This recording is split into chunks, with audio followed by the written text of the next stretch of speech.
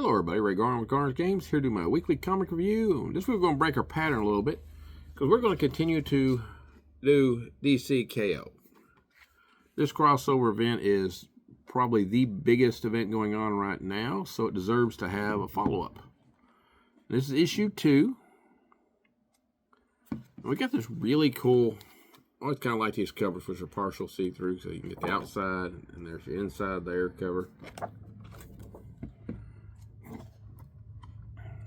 When we start off, we're once again flashing back to the board game with the Trinity and Lois. And we're playing a game that Tim has set up, which is basically if you didn't have any superpowers and you couldn't be the superhero you are, what would you be? And it's kind of cute in some of the elements, like Diana says she would be a tour guide. Batman kind of sort of refuses to answer the question. Diana says something about him being a doctor. And he says something about Clark becoming president. And that's, of course, that's in the past. And then we fast forward to the future, or the current, as the survivors of round 1 get ready to start round 2. And their objective here is to get, I'm not going to go through the full list, but there you go. A long list of some of the most powerful items in the entire DC universe.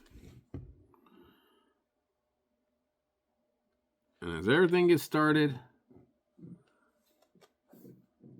we make a big point about the fact that Clark's biggest focus right now is to make sure that the villains don't win, but especially that Lex doesn't win.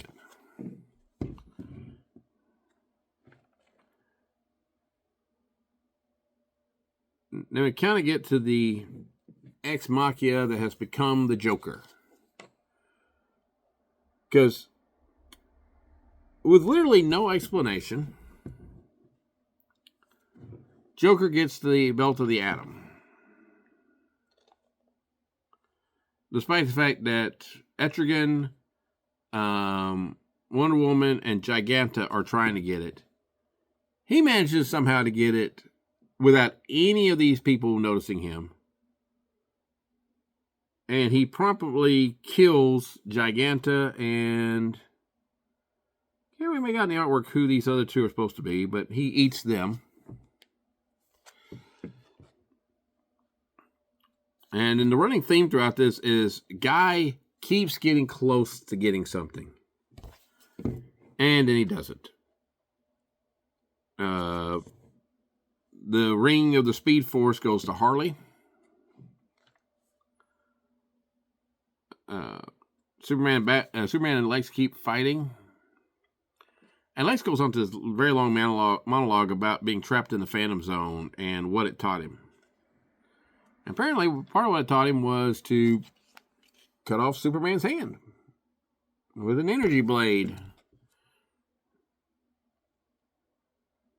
And he shoots Shard of Kryptonite into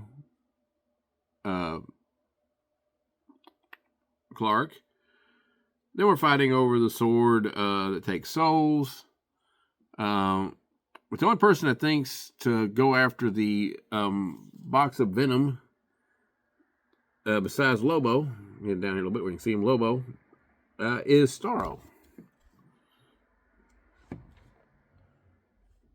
then Starro does his grand attack where he regenerates and takes over quite a few different people.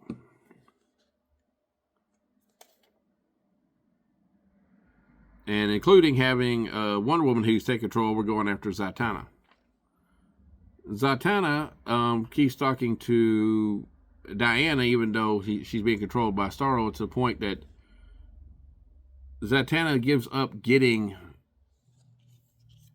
the hammer of Thor so that Diana gets it and gets rid of Starro. Oh, by the way, Jason Todd picks up the Blue Beetle Scarab. They go after the Atom empowered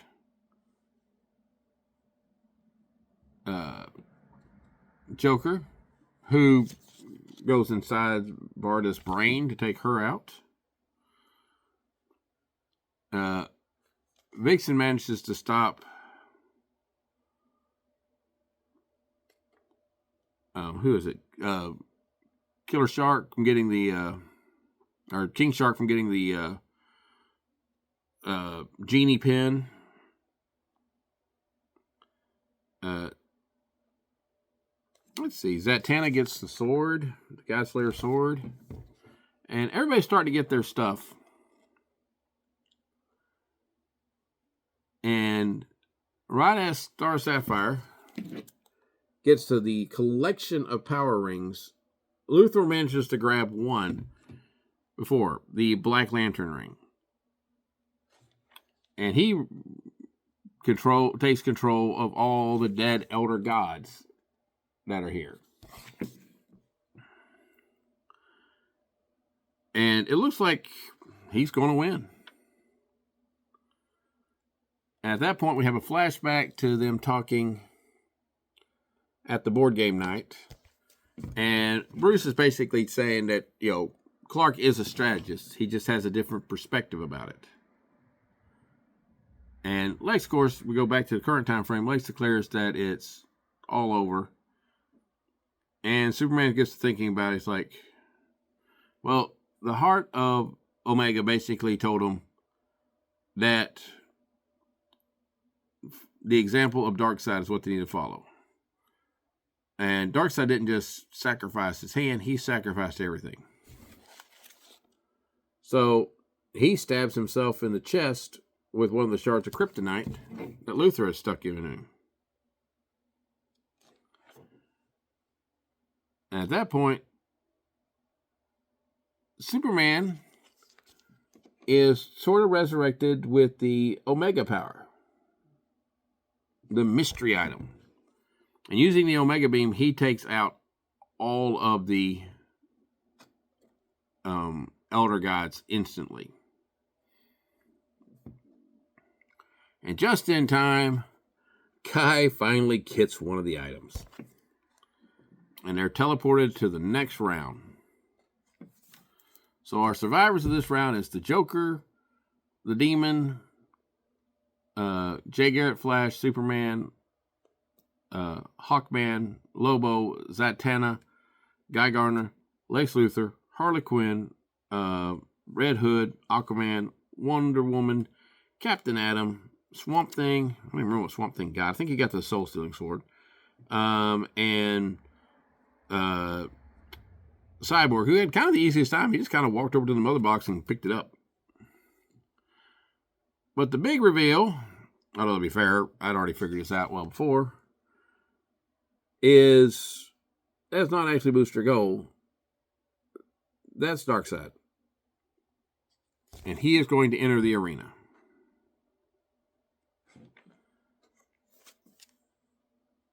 And so get the cover for the next issue. And, of course, the ads for all the different upcoming books, titles, the updated bracket.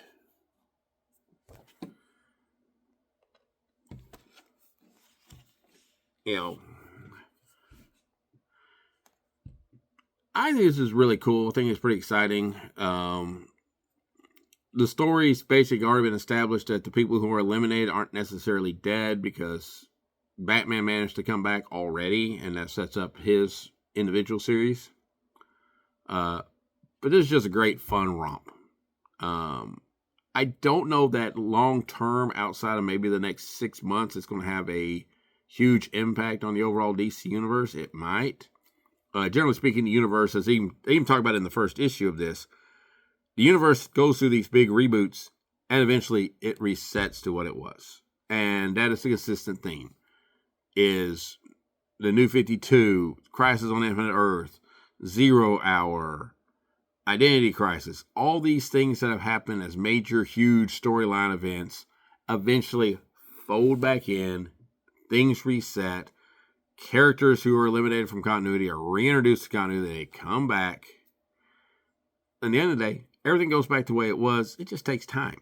So it's really the journey is what the story is about. Not necessarily that, Superman is the only Kryptonian and therefore the Legion of Superheroes doesn't exist and all this other stuff that doesn't exist. Supergirl doesn't exist.